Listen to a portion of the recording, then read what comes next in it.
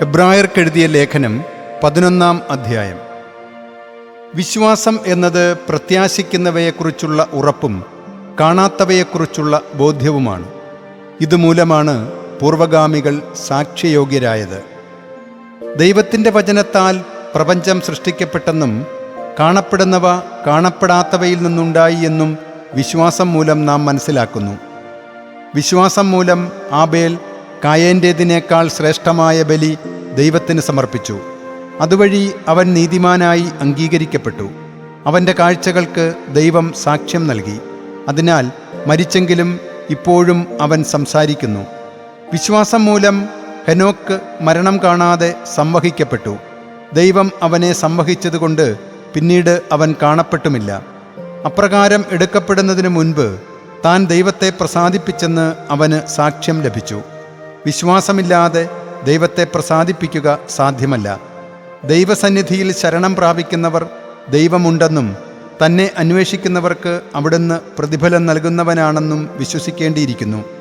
വിശ്വാസം മൂലമാണ് നോഹ അന്നുവരെ കാണപ്പെടാതിരുന്നവയെപ്പറ്റി ദൈവം മുന്നറിയിപ്പ് കൊടുത്തപ്പോൾ തൻ്റെ ഭവനത്തിൻ്റെ രക്ഷയ്ക്ക് വേണ്ടി ഭയഭക്തിയോടെ പെട്ടകം നിർമ്മിച്ചത്. ഇതുമൂലം അവൻ ലോകത്തെ കുറ്റം വിധിക്കുകയും വിശ്വാസത്തിൽ നിന്നുളവാകുന്ന നീതിയുടെ അവകാശിയാകുകയും ചെയ്തു. വിശ്വാസം മൂലം അബ്രാഹം തനിക്ക് അവകാശമായി ലഭിക്കാനുള്ള സ്ഥലത്തേക്ക് പോകാൻ വിളിക്കപ്പെട്ടപ്പോൾ അനുസരിച്ചു. എവിടേക്കാണ് പോകേണ്ടതെന്നറിയാതെ തന്നെയാണ് അവൻ പുറപ്പെട്ടത്. വിശ്വാസം മൂലം അവൻ വാഗ്ദത്ത ഭൂമിയിൽ പരദേശിയെപ്പോലെ ജീവിച്ചു. അതേ വാഗ്ദാനത്തിൻ്റെ അവകാശികളായ ഇസഹാക്കിനോടും യാക്കോബിനോടുമൊത്ത് അവൻ കൂടാരങ്ങളിൽ പാർത്തു. ദൈവം രൂപകൽപ്പന ചെയ്തതും നിർമ്മിച്ചതും അടിസ്ഥാനങ്ങൾ ഉറപ്പിച്ചതുമായ ഒരു നഗരം അവൻ പ്രതീക്ഷിച്ചിരുന്നു. തന്നോട് വാഗ്ദാനം ചെയ്തവൻ വിശ്വസ്തനാണെന്ന് വിചാരിച്ചതുകൊണ്ട് പ്രായം കവിഞ്ഞിട്ടും സാറ വിശ്വാസം മൂലം ഗർഭധാരണത്തിന് വേണ്ട ശക്തി പ്രാപിച്ചു. അതിനാൽ ഒരുവനിൽ നിന്ന്, അതും മൃതപ്രായനായ ഒരുവനിൽ നിന്ന്, എണ്ണത്തിൽ ആകാശത്തിലെ നക്ഷത്രങ്ങൾ പോലെയും കടലോരത്തെ അസംഖ്യം മണൽത്തരികൾ പോലെയും വളരെ പേർ ജനിച്ചു. ഇവരെല്ലാം വിശ്വാസത്തിലാണ് മരിച്ചത്. അവർ വാഗ്ദാനം ചെയ്യപ്പെട്ടത് പ്രാപിച്ചില്ല. എങ്കിലും ദൂരെ നിന്ന് അവ കണ്ട് അഭിവാദനം ചെയ്യുകയും തങ്ങൾ ഭൂമിയിൽ പരദേശികളും വിപ്രവാസികളുമാണെന്ന് ഏറ്റുപറയുകയും ചെയ്തു. ഇപ്രകാരം പറയുന്നവർ തങ്ങൾ പിതൃദേശമാണ് അന്വേഷിക്കുന്നതെന്ന് വ്യക്തമാക്കുന്നു. തങ്ങൾ വിട്ടുപോകുന്ന സ്ഥലത്തെക്കുറിച്ചാണ് അവർ ചിന്തിച്ചിരുന്നതെങ്കിൽ അവിടേക്ക് തന്നെ മടങ്ങിച്ചെല്ലാൻ അവസരമുണ്ടാകുമായിരുന്നു. ഇപ്പോഴാകട്ടെ അവർ അതിനേക്കാൾ മെച്ചമായത്, സ്വർഗീയമായത് ലക്ഷ്യം വയ്ക്കുന്നു.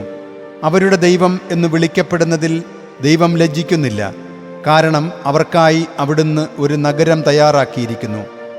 വിശ്വാസം മൂലമാണ് പരീക്ഷിക്കപ്പെട്ടപ്പോൾ അബ്രാഹം ഇസഹാക്കിനെ സമർപ്പിച്ചത്. അവൻ തൻ്റെ ഏകപുത്രനെ ബലിയർപ്പിക്കാൻ ഒരുങ്ങിയത്.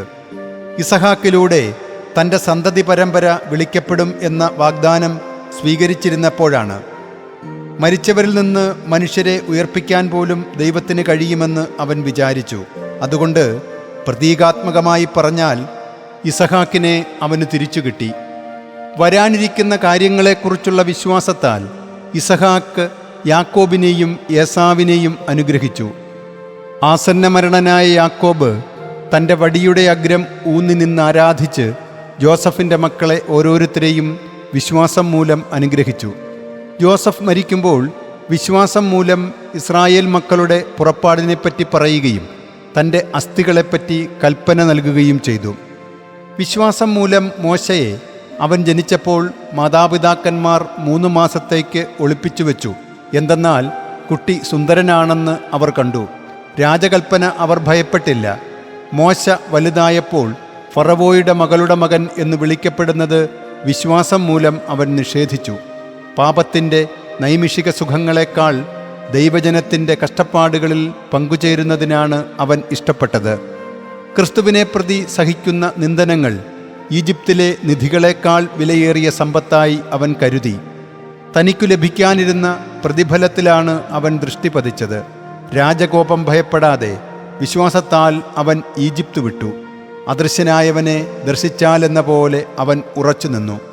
ആദ്യജാതന്മാരെ കൊല്ലുന്നവൻ അവരെ സ്പർശിക്കാതിരിക്കുന്നതിന് വിശ്വാസം മൂലം അവൻ പെസഹായും രക്തം തളിക്കലും സ്ഥാപിക്കുകയും ചെയ്തു. വിശ്വാസം മൂലം താൻ വരണ്ട ഭൂമിയിലൂടെ എന്ന വിധം ചെങ്കടൽ കടന്നു. എന്നാൽ ഈജിപ്തുകാർ അപ്രകാരം ചെയ്യാൻ ശ്രമിച്ചപ്പോൾ അവർ മുങ്ങിമരിച്ചു. വിശ്വാസം മൂലം ഇസ്രായേൽ ജനം ജെറീക്കോയുടെ കോട്ടകൾക്ക് 7 ദിവസം വലം വച്ചപ്പോൾ അവ ഇടിഞ്ഞു വീണു.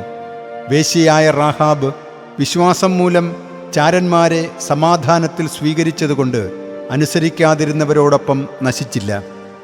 ഇനിയും എന്താണ് ഞാൻ പറയേണ്ടത്? ഗിദയോൻ, ബാറഖ്, സാംസൺ, ജെഫ്ത, ദാവീദ്, സാമുവൽ ഇവരെക്കുറിച്ചും പ്രവാചകന്മാരെക്കുറിച്ചും പ്രതിപാദിക്കാൻ എനിക്ക് സമയം പോരാ. അവർ വിശ്വാസം മൂലം രാജ്യങ്ങൾ പിടിച്ചടക്കി, നീതി നടപ്പാക്കി, വാഗ്ദാനങ്ങൾ സ്വീകരിച്ചു, സിംഹങ്ങളുടെ വായകൾ പൂട്ടി, അഗ്നിയുടെ ശക്തി കെടുത്തി, വാളിൻ്റെ വായ്ത്തലയിൽ നിന്ന് രക്ഷപ്പെട്ടു, ബലഹീനതയിൽ നിന്ന് ശക്തിയാർജിച്ചു, യുദ്ധത്തിൽ ശക്തന്മാരായി, വിദേശ സേനകളെ തിരിച്ചോടിച്ചു, സ്ത്രീകൾക്ക് തങ്ങളുടെ മരിച്ചുപോയവരെ ഉത്ഥാനത്തിലൂടെ തിരിച്ചു കിട്ടി, മറ്റു ചിലർ മരണം വരെ പ്രഹരിക്കപ്പെട്ടു. മെച്ചപ്പെട്ട ഉത്ഥാനം പ്രാപിക്കാൻ വേണ്ടി പീഡയിൽ നിന്ന് രക്ഷപ്പെടാൻ അവർ കൂട്ടാക്കിയില്ല. വേറെയും ചിലർ പരീക്ഷകൾ സ്വീകരിച്ചുകൊണ്ട് പരിഹാസവും ചമ്മട്ടിയടിയും ബന്ധനവും കാരാഗൃഹവാസവും സഹിച്ചു. ചിലർ കല്ലെറിയപ്പെട്ടു, ചിലർ 2 വെട്ടിമുറിക്കപ്പെട്ടു, ചിലർ വാളുകൊണ്ട് വധിക്കപ്പെട്ടു, ചിലർ ചെമ്മരിയാടുകളുടെയും കോലാടുകളുടെയും തോല് ധരിച്ച് നിസ്സഹായരും വേദനിക്കുന്നവരും പീഡിതരുമായി അലഞ്ഞു നടന്നു. അവരെ സ്വന്തമാക്കാനുള്ള യോഗ്യത ലോകത്തിനില്ലായിരുന്നു. മരുഭൂമിയിലും മലകളിലും ഗുഹകളിലും മാളങ്ങളിലുമായി അവർ അലഞ്ഞു തിരിഞ്ഞു. വിശ്വാസം മൂലം ഇവരെല്ലാം അംഗീകാരം പ്രാപിച്ചെങ്കിലും വാഗ്ദാനം ചെയ്യപ്പെട്ടത് പ്രാപിച്ചില്ല. കാരണം നമ്മെ കൂടാതെ അവർ പരിപൂർണരാക്കപ്പെടാതിരിക്കാൻ ദൈവം നമുക്കായി ശ്രേഷ്ഠതരമായവ മുൻകൂട്ടി കണ്ടിരുന്നു.